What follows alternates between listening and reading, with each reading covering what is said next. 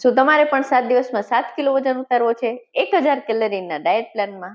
તો આ વિડીયો તમે જોવા થંબનેલ જોઈને આવ્યા છો તો જણાવી દઉં કે આજનો મારો જે ડાયટ પ્લાન છે એ 1000 કેલરીનો છે, એ સાચું છે. અને 7 દિવસમાં 7 કિલો વજન ઘટશે એ થોડુંક ખોટું છે, સોરી. કારણ કે નહીતર તમે વિડીયો જોવા આવો નહીં એટલે મારે એ થંબનેલમાં લગાડવું પડ્યું. પણ એક વાસ્તવિક વાત કહી દઉં તમને કે ભાઈ 7 દિવસમાં 7 કિલો વજન ઘટાડવો પોસિબલ નથી. અને કદાચ ઘટાડ્યો ને તો એ પણ આપણી હેલ્થ માટે સારું નથી. એટલે આપણું અઠવાડિયામાં 1 કિલો વજન કે 1 કિલો આસપાસ વજન ઉતરે ને તો એ હેલ્ધી વેમાં વજન ઉતાર્યો કહેવાય. અને એ જ સાચી રીત છે. તો ઉતરશે. હું રોજે અલગ અલગ ડાયટ બનાવું છું. તમે મારી જર્ની જોઈ શકો છો.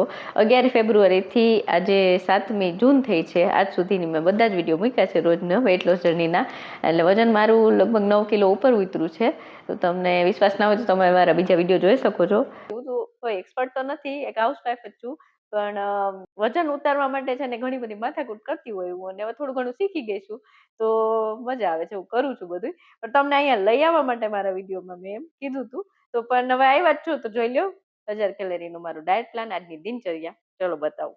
સવારે વાગી ગયા હતા 7:30. આજે મારે થોડું મોડું થઈ ગયું હતું અને મમ્મી પપ્પા નાસ્તો કરવા બેસી ગયા હતા અને મેં એનો નાસ્તો બનાવી દીધો અને મારા માટે બનાવ્યું હતું આજે સત્તુવાળું દૂધ. બહુ ખાવાની ઈચ્છા નથી મને એટલે મેં કીધું હાલો આજે અત્યારે સત્તુવાળું દૂધ પી લો. તો સત્તુવાળા દૂધમાં મેં થોડુંક મિક્સ સત્તુ પાવડર લીધો હતો અને હળદર થોડીક લીધી હતી. આ ગરમ દૂધ હું પહેલી વાર સત્તુવાળા દૂધ તરીકે પીવું છું તો જોવું આજ કેવું લાગે કરીને. ને પછી મેં કીધું હાલો હવે ટ્રાય કરું. તો રોજની આદત છે મારી ઝૂલાની, એટલે ઝૂલામાં બેને પી લીધું. બપોરે જો સોયાવડીનો પાવડર ને બાજરાનો લોટ અને જે પનીરનું પાણી હતું ને પનીર નિતારેલું એ લીધું હતું.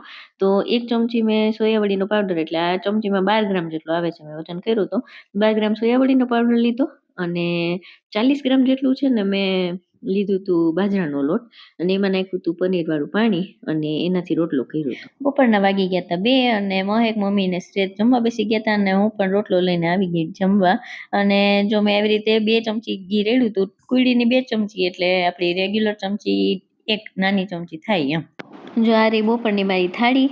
આ મેં જમ્યું હતું બધું અને એક કેરી પણ ખાધી હતી. અમારા ઓડિશામાં તો કેસર કેરી જેવી તો ના મળે, પણ જો આ બેંગનફળી મળે સારી લાગે, વાંધો ના આવે. ગુજરાત જેવી ના હોય, થોડીક અલગ હોય પણ સારી હોય. રૂંઢે 7 વાગ્યા પહેલાં હું તો રાતનું લઈ લઉં છું, પણ આજે ઓલા ઘરે બેસવા ગયા હતા એટલે મોડું થઈ ગયું. 7:30 મેં છે ને ચણાની દાળ સવારે હજી પલાળી હતી ને એને એમનો કુરમુરી વઘારી નાખી હતી. ડુંગળી ટમેટું લસણ મૂકીને સંચળ લીંબુ મરીનું ભૂકું બધું નાખીને દહીં સાથે ખાઈ લીધી હતી. આ રહ્યું આજના દિવસનું અંદાજિત કુલ પોષણ મૂલ્ય દર્શાવતું કોષ્ટક.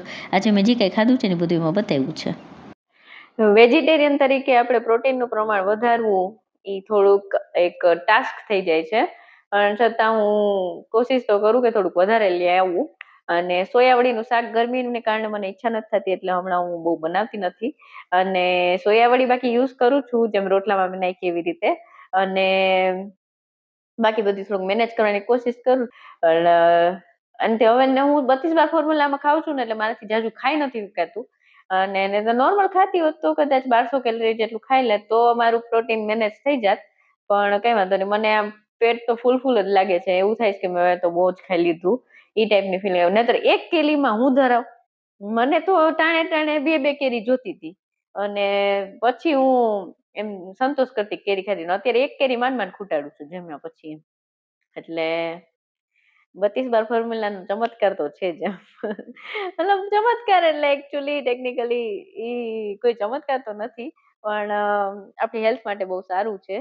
પાચન તંત્ર અને પેટ માટે સારું છે. ઘણી બધી પ્રોબ્લેમ્સ મને ખુદને એમ ગેસ ને પ્રોબ્લેમ એ ટાઈપની નથી ફીલ થતી.